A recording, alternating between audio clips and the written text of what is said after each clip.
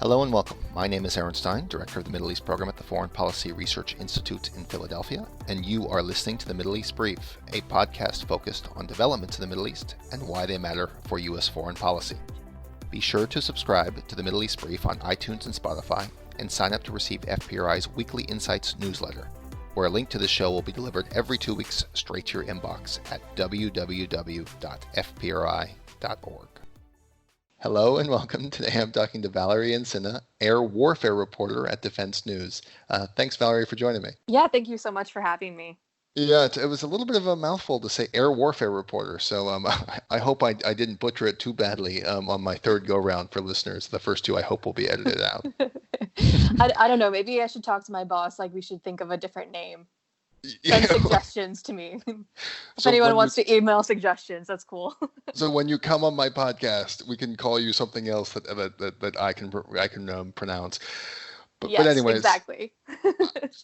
I wanted to have you on the show because there's been like a lot of news about something that we've talked about a little bit on the podcast before, and you and I have talked about it, although I can't remember which podcast it was for. About the F-35 program, your beat at Defense News, so everybody check out your coverage, but also where it intersects with my interests, which is Turkey and the F-35 program, or Turkey and not getting its F-35. So there's been some recent news, so do you want to kind of update us about what's been going on? Sure. So probably the most recent news is in late July, the DoD very kind of low-key made an announcement through its daily contract announcements that the Air Force was going to buy the F-35s that Turkey had ordered. So there's like a lot, it's actually a lot more complicated than that, just because there are 30 Turkish jets overall that are either built or in some stage of production. And they're spread out across 5 different production lots. And in this contract announcement, the Air Force basically said, we're going to buy the 8 from Lot 14, which is like the very last lot that Turkey purchased aircraft in, or F-35s in. So then, after that announcement was made, I was like, okay, well, what's happening to these other F-35s? So it's so strange because the Defense Department, they've been asked about this multiple times. It's something that there's obviously a lot of interest in, but they've kept very, very quiet about what's happening. So 30 jets overall that are being made for Turkey. There are 6 that are in storage, that are in permanent long-time, or not permanent per se, but they're in long-term storage, awaiting a decision from the Defense Department and the government of Turkey about what is going to happen to those going forward. There are 8 jets in Lot 12 and Lot 13, 8 in each. And then there are 8 jets in Lot 14, and those were the ones that were purchased by the U.S. Air Force in late July. So it's a little strange. Right. I mean, I believe in last year's NDAA, there was money at least appropriated to put them into permanent storage, and then sort of the de facto, when they don't know what to do, commission a study. Congress mandates the commissioning of a study to figure out what to do with the rest of the F-35s. And it seems like we have our first answer. It doesn't really solve the sort of broader problem. Well, let me ask you this. So a lot of people think that the money is going to go to like the government of Turkey. Now, I don't think that that's accurate. Now, tell me if I'm wrong. But essentially, Lockheed Martin has to get paid for the jets that it's building, and at least already has under contract from Turkey. Do I have that right? Yeah. So this is again super confusing because you've got the Lot 10 and 11 jets. Those were the 6 jets that are in the long-term storage. It's kind of unclear whether Turkey had already paid money for those, or whether they've paid, they've made some sort of a down payment but haven't paid for the whole thing. So I think that's part of the reason why those are in storage versus being purchased straight out from the Air Force, is because there's a little bit of bureaucracy and policy to work through on that. And these other 24 aircraft that are in lots 12 through 14, Those were just the contract for those aircraft were actually, it was signed last year. There was a handshake agreement last year around the same time that, the US booted Turkey from the program, but it was too late to renegotiate the contract. And so the Turkish jets were just in there. And I don't think Turkey ever paid for them. So they're just on the books. And most likely, the Air Force will just pay Lockheed Martin for those jets. And I don't think there would be any sort of, I don't think there's any really need to involve Turkey about that. Yeah, that's my understanding too, and I think it's important for the listeners who don't quite who aren't like immersed in this, is the jets, or at least the 8 that the Air Force are purchasing, aren't completed yet, right? So they're in some sort of various stage of production, where the 6 that are in permanent storage are completed, and they were actually they were being used, at least some of them were being used to train elements from the Turkish Air Force before they got booted, right? So Mm-hmm. you have these complete jets that have the Turkish paint scheme on them, that are now sitting somewhere in storage. I can't remember where they are. You had Turks at Luke Air Force Base, and you had Turks at Eglin Air Force Base, getting various sorts of training. They got sent home. Those jets got put into storage, and then you have the 8 that are in some various forms of completion. And you tell me where they are in the process if you know that Lockheed is essentially getting paid for out of money appropriated from this contract. Would you say that's right? Yeah, that's absolutely right. So the 8 jets that the Air Force bought as part of like Lot 14, those are going to roll off the production line in, 2022, 2023 timeframe. And then, for Lot 12, Lot 13, there's 8 jets in each of those. And those are just like the 2 prior years. So they're just like, they're being built this year. And I know that there was a debate, and tell me if you've heard, is like what to do with the 6, because the export versions, even though Turkey was a member of the F-35 consortium, are slightly different, or I guess different. Like, I wouldn't say slightly, are different than the versions that the U.S. have, and I believe it's about software, and so it would makes more sense to buy jets that aren't finished rather than to upgrade jets that are finished. At least that's how I think about it in my brain. Yeah, I mean, I think that's definitely right. I mean, I think that the aircraft that are under production now, they still, I think, are going to need some modifications. There was some money in the contract that was announced in July that they were gonna have to do some modifications on those anyway. When I tried to get more info, kind of unsurprisingly for classification reasons, I was told, they couldn't really share that information. But I think the idea of it being software software mods, I think that's probably correct. It's just hard to say how extensive those are or what exactly that impacts. We don't really have a lot of information about the differences between the US F-35s and then any other sort of F-35 that is exported, like whether there are any controls on those or what nature those might be. Right. I mean, I'm kind of extrapolating. I should have been clear about that from but I think the point is that, and you're the reporter, but like when you go poking around the F-35, you get a lot of closed doors because Yes. they want to keep the jet secret, and I think that they want to keep, and so that the idea of cohabitating it with the Russian S-400, which is, I think we should have said at the top, is why Turkey got booted from the F-35 program, goes against one of the main tenets of this jet. Yeah, I think you're dead on. Like I totally agree. And I don't think the DoD has been particularly great at explaining why it's so problematic to base F-35s so close to a Russian air defense system. I think they keep using like a very, you know, they keep saying like they can't be integrated or something to that point. But I think it's more that it's a potential way of compromising the security of the aircraft. And for that reason, the U.S. I think is very reticent to allow that to happen. And the way it was explained to me, and again, it's a lot of sort of, we can't really talk about that, is, well, A, we know a lot of the U.S. Air Force knows a lot about the S-400. And they know what the S-400 can do, and or at least have a decent sense of what it can do, and therefore are worried that if they are co-located and Turkey's flying F-35s around in the S-400 radar, it can collect valuable electronic intelligence about the jet, which can help it identify it at further distances. That's probably very simple, and I probably made mistakes in there, but that's at least the way that I think about it in my head.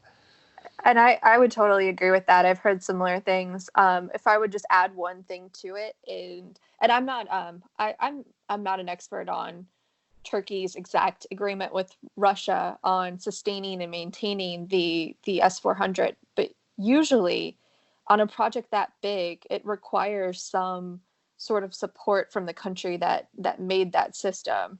So if you think about, the idea of Russian personnel being located at a Turkish installation to help support the S-400, and then Lockheed personnel doing the same for the F-35s, the Turkish F-35s, that's not a great situation. I feel like you'd have a lot of hardship, a lot of difficulty keeping information secure. Yeah, and I think the S-400 has been. We had a podcast about this with a buddy of mine, and we'll put it in the show notes below. But that's another opaque thing, because if the F-35 is difficult to track, the S-400 is even more difficult to track in terms of export contracts. But I'm curious if during your reporting, if you've also looked into the supply chain issues. So not only was Turkey a purchaser of the F-35, but like it was a part of the consortium that makes F-35, and as part of that, Turkish aerospace firms had contracts to provide parts for the jet, Mm-hmm. and they're in the process of being, to use DoD's language, unwound from the program. Have you been following that at all in your reporting? Yes, definitely. And I think it's like another area where I think the DoD has kind of shot itself in the foot a little bit by how broadly they've described what they're planning to do. So, Ellen Lord, who is the top Pentagon acquisition official, she said last year that the hope was to stop contracting with Turkish suppliers by March 2020. Um, Yeah, that was dumb. but yeah, but then this January, she says that some of those contracts would have to extend through the year. So I think there's been a little bit of misunderstanding between the Hill and the Pentagon. Big surprise, right? Right. Where you have Ellen Lord talking about, like, okay, we're going to stop signing contracts with Turkish suppliers, at the end of this year, but those contracts are going to continue to go, I guess, for the next couple years. So like when you hear, so certain lawmakers are very upset because Turkey will be continuing to make parts through Lot 14, which, like we talked about before, like those are aircraft that are going to be delivered in 2022, 2023. But you kind of got to think, like, they are making components or subsystems for those aircraft. So their work is going to be finished up earlier. They're probably going to be delivering parts, soon.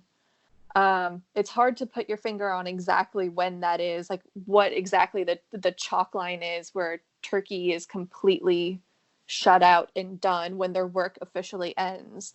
But I think there's a little bit of, each side not really understanding what the other side is saying, and the Defense Department not really being clear with what exactly is happening when work ends, what is happening with moving out equipment, tooling, other sorts of material and equipment that help make these components.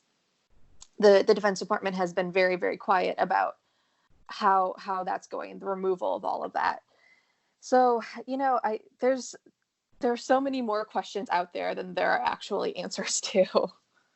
I think it's kind of a non-story. So like I hate to say that even to a journalist because I would love for you to continue to write about this, but I think it's like kind of missing the point, right? And I totally agree with you that this is, Congress and DOD not speaking the same language but trying to speak the same language.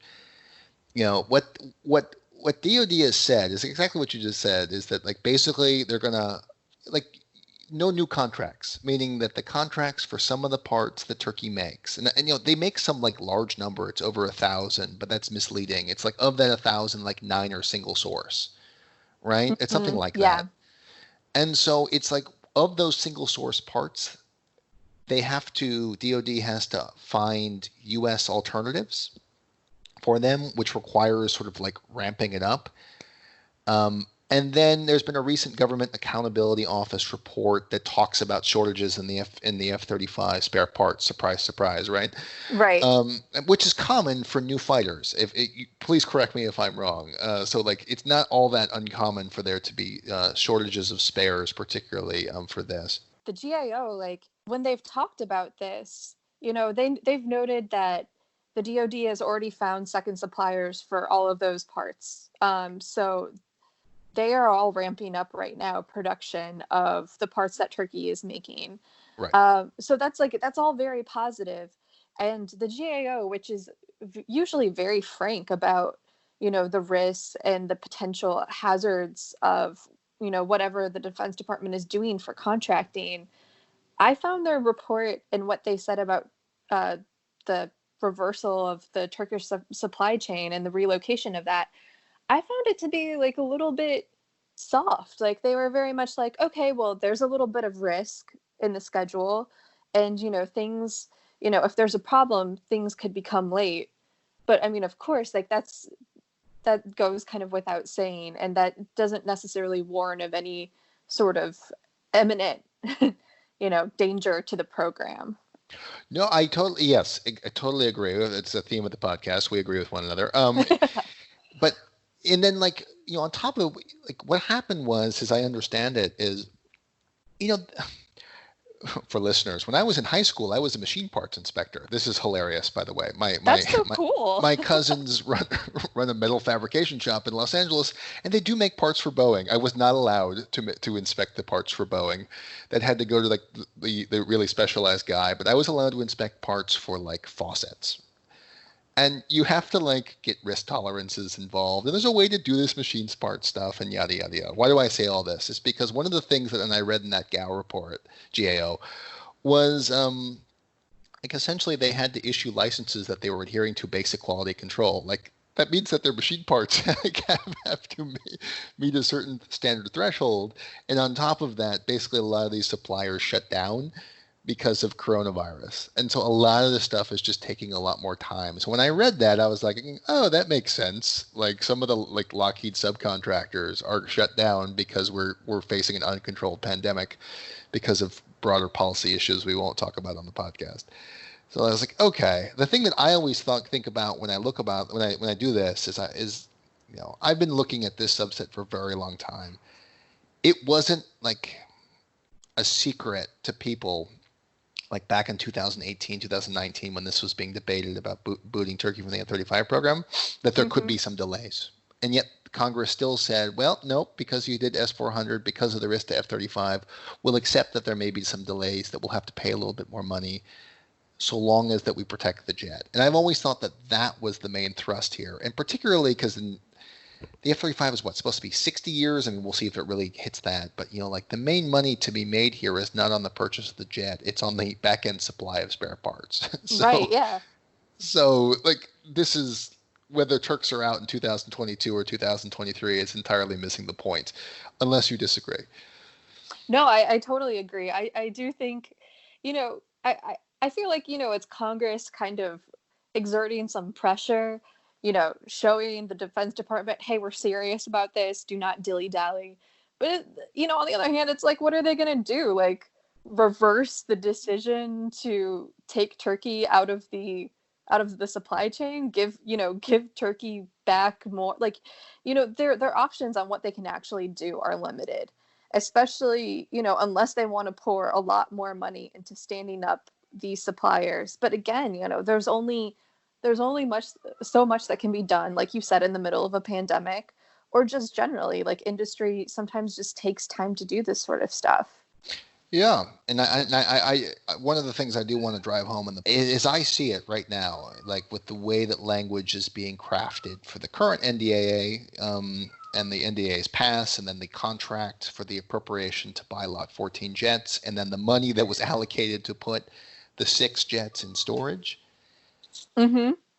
This, I don't see a pathway for Turkey to, under current circumstances, to get its F-35. Like, if the main takeaway here is that money is now being allocated in ways that make it very hard to like reverse. You understand what I'm saying? Yeah, I understand. Yeah, and I think you're right.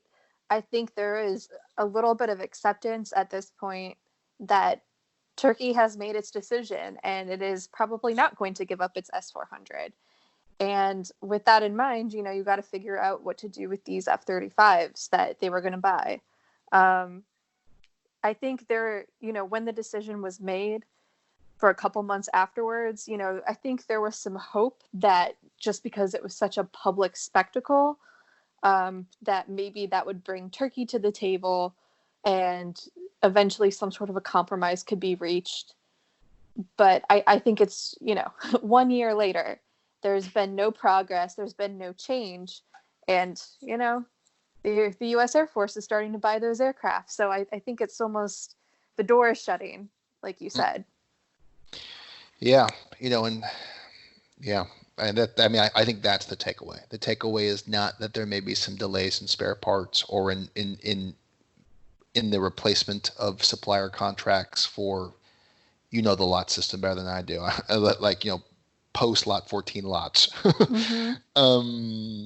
That's not the story. The story is the millions of dollars that are being plowed into, basically carrying out the will of Congress, which is what DOD will do.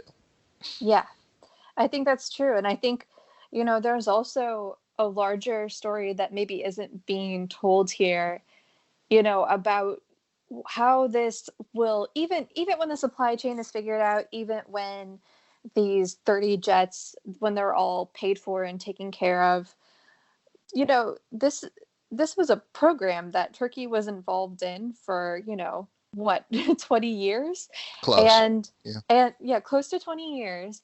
And they they basically opt out, or were forced out, depending on your opinion of what happened.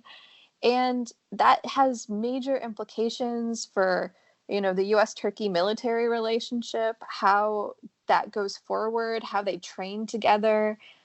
I think it's going to be, there's a lot at stake here, I think, as far as, military operations go and military cooperation goes. Oh, it's tremendous. I mean, the F-35 was supposed to play a big part in the Turkish Air Force. Their F-16s are, some of them are coming up on, they'll have to make a choice about whether they want to like invest hundreds of millions of dollars, or maybe tens of millions of dollars, whatever the price tag is, in big life extension programs. The F-35 was supposed to augment, F-4s that they're still flying that they were supposed to retire. It for them too, like, it's just like, where is the future here? And then it opens up all these questions. If we can't figure this out, if there's no way forward, and there's still problems in the bilateral relationship, is there still a congressional block on, foreign military sales for their F-16, for example? Do they look elsewhere? Do they look for Russians? Do they look for Chinese jets? I mean, there's all sorts of unanswered questions that are wrapped up into this, which means we'll have more podcasts about it in the future. Yeah, absolutely.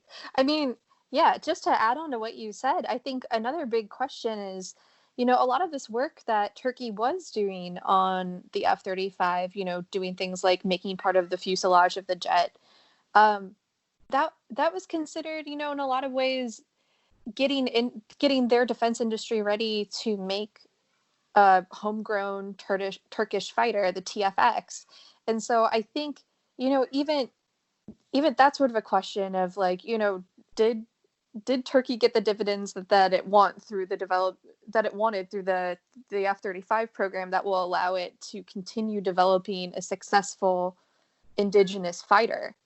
I mean, it may. I mean, as I understand it, Turkish expertise with the composites is very good. Now, are they Mm-hmm. up to the level of F-35?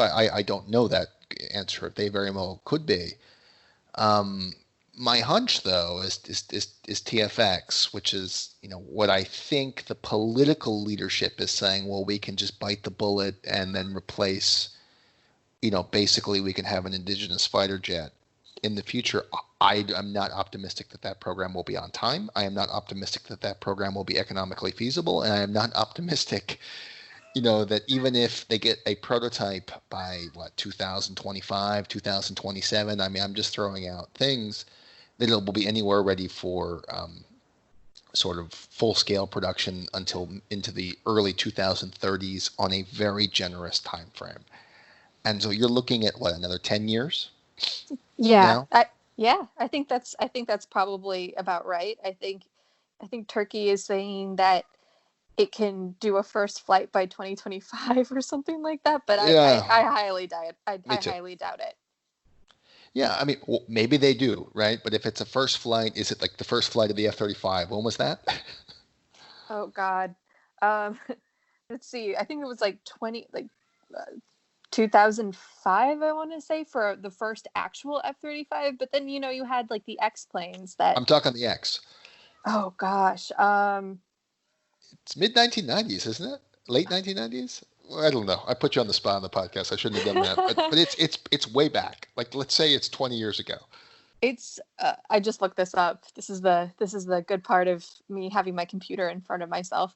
The X-35 flew in 2000. So, yeah, like that's crazy. 2 decades, more or less. Yep. And uh, and yes, the F-35 has been a program. Let's just say that the U.S. probably won't undertake again.